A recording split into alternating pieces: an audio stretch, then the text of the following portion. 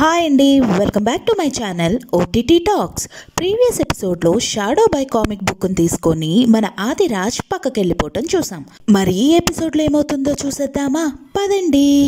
ఆదిరాజ్ పక్కకి వెళ్ళిపోయి వాళ్ళ డాక్టర్ తోటి ఫోన్లో మాట్లాడుతూ ఉంటాడు. డాక్టర్, నాకేవో వాయిస్లు వినిపిస్తూ ఉన్నాయి, ఏవో థింగ్స్ కనిపిస్తూ ఉన్నాయి, నా మైండ్ అంతా పిచ్చి పిచ్చిగా ఉంటుంది అని అంటాడు. ఆదిరాజ్, అవన్నీ ఎక్కువగా ఉంటే మీరు తిరిగి వచ్చేయండి అని అంటారు డాక్టర్. నేను తిరిగి రాలేను డాక్టర్, నేను నినాద్ కోసమే ఇక్కడికి వచ్చాను, వాడిని చూడాలని ఇక్కడికి వచ్చాను, కానీ తను ఇక్కడికి రాలేదు, తను నన్ను ఇంకా క్షమించలేదు అని అంటాడు ఆదిరాజ్ డాక్టర్తో. ఆదిరాజ్, మనం ఒకసారి వీడియో కాల్లో మాట్లాడుకుందాం, అది సైడ్ ఎఫెక్ట్ అయి ఉంటుంది, నీ ప్రాబ్లంకి సొల్యూషన్ నినాద్ దగ్గర లేదు, నీ దగ్గరే ఉంది అని డాక్టర్ చెప్తూనే ఉంటారు. కానీ ఆదిరాజ్ మాత్రం వినకుండా ఫోన్ కట్ చేస్తాడు. ఈలోపు మాలవిక తన దగ్గరకు వచ్చి పలకరిస్తుంది. ఐఎమ్ సారీ, నేను నిన్ను ఇబ్బంది పెట్టడానికి రాలేదు, నువ్వు ఎలా ఉన్నావో చూడాలని వచ్చాను, నీకు యాంగ్జైటీ ఉందా అని అడుగుతుంది మాలవిక ఆదిరాజ్ని. ఆదిరాజ్ చేతిలో ఉన్న బుక్కు మాలవికకి చూపిస్తూ, ఈ బుక్ ఏంటో గుర్తుందా మాలవిక, ఇది నినాద్ చేతిలో ఉండే గ్రాఫిక్ నవల్, నాకు నిజంగానే పిచ్చి పట్టేట్టుంది అని అంటాడు ఆదిరాజ్.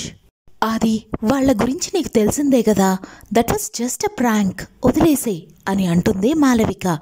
ప్రాంకే అయి ఉండొచ్చు, కానీ నినాద్ ఎందుకు రాలేదు అని అంటాడు ఆదిరాజ్. అది 15 years బ్యాక్ నువ్వు ఒక చిన్న తప్పు చేశావు, ఆ తప్పుకి ఇంకా ఎంతకాలం నిన్ను నువ్వు శిక్షించుకుంటావు, జస్ట్ లెట్ ఇట్ గో అని అంటుంది Malavika. I can't let it go Malavika, నేను ఇష్టపడ్డ వాళ్ళందరినీ పోగొట్టుకున్నాను నా లైఫ్లో, వాళ్ళందరినీ తిరిగి తీసుకురాలేను, కానీ నినాద్ని తీసుకురాగలను, నాకు చాలా వాటికి ఆన్సర్స్ కావాలి అనుకుంటూ అక్కడి నుంచి వెళ్ళిపోతాడు ఆదిరాజ్. మరోవైపు చంద్రప్రకాష్ సార్ స్టాఫ్ రూమ్లో టీచర్స్ అందరితోనూ మాట్లాడుతూ ఉంటారు. ఆత్మ ఒక శరీరంలోంచి ఇంకో శరీరంలోకి ప్రవేశిస్తుందట.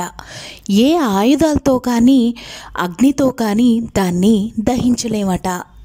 మనం మరణించొచ్చు, కానీ ఆత్మలకి మరణం అనేదే లేదు అని శాస్త్రంలో రాసుంది అని చెప్తారు చంద్రప్రకాష్ సార్. మనం చనిపోయామంటే చనిపోయినట్టే అని అంటుంది మిస్ ఘోష్. మీరు ఒక సైకాలజిస్ట్, మీకు తెలుసుండాలి కదా, అసాధ్యమైనవి కూడా సాధ్యమవుతాయని, మీ కళ్ళతో మీరు చూసినప్పుడే మీరు నమ్ముతారు అని అంటాడు చంద్రప్రకాష్ సార్. ఈలోపు బెల్ రింగ్ అవుతుంది. మన మిస్ ఘోష్ అక్కడి నుంచి వెళ్ళిపోవటానికి రెడీ అవుతూ ఉంటుంది. మరోవైపు ఇంకో టీచర్, మీరు డేన్ వ్యాస్ ఆత్మని చూసారా అని అడుగుతారు చంద్రప్రకాష్ సార్ని. ఆ రోజు నేను చూసింది నాకేమీ అర్థం కాలేదు, అందుకే నేను మీకేమీ ఎక్స్ప్లెయిన్ చేయలేకపోతున్నాను, కానీ ఈరోజు మీ క్లాస్లో ఒక అబ్బాయి కంపాస్ తీసుకొని తన హ్యాండ్ గుచ్చుకున్నాడు, ఇక్కడ పరిహారం జరిపించకపోతే అతని పరిస్థితే మన అందరికీ వస్తుంది అని అంటాడు చంద్రప్రకాష్ సార్. ఇక మరోవైపు ఆదిరాజ్ నినాద్ గురించి స్కూల్ స్టాఫ్ దగ్గర ఎంక్వైరీ మొదలు పెడుతూ ఉంటాడు. అడ్మిన్ దగ్గరికి వెళ్ళి, స్టూడెంట్ ఫైల్ రికార్డ్స్ ఏయైనా మీ దగ్గర ఉంటాయా అని అడుగుతారు ఆదిరాజ్.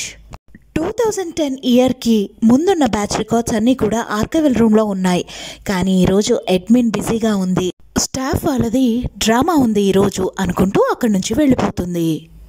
ఇక అటువైపు వస్తున్న మిస్ ఘోష్ను గమనించిన ఆదిరాజ్ తన దగ్గరికి వెళ్ళి జరిగిందంతా చెప్తాడు. అసలేమైంది అని అడుగుతుంది మిస్ ఘోష్.